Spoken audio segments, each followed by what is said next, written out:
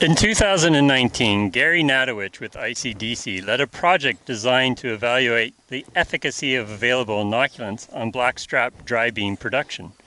In short, none of the peat or granular formulations successfully inoculated the beans. The reason for this is not completely clear. Soil nitrogen was not high enough at any location to inhibit rhizobia infection.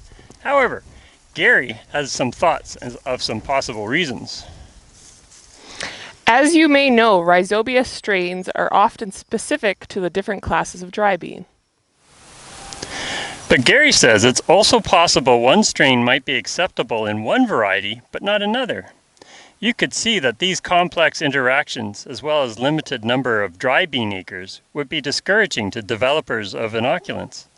So, for those wishing to grow blackstrap dry beans, it would appear the application of nitrogen will be key.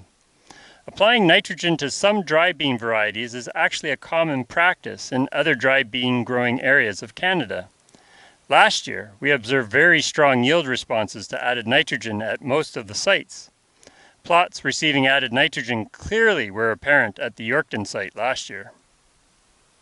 If we omit the irrigation site at Outlook and just focus on the average of the dryland sites, we had a 650 pound per acre yield response to added nitrogen, which brought up soil levels to 80 pounds per acre.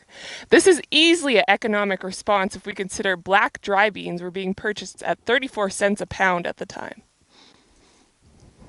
Chris Ozzolfo from Indian Head developed a simple experiment for us to be able to determine the response of blackstrap beans to added nitrogen. The nitrogen rates go as high as 147 pounds per acre, and that includes what was originally available in the soil. As you can see here in Yorkton, I've got the highest rate on my right, which is considerably darker green already, than the lowest rate on my left. I'd like to thank Adopt for funding this project.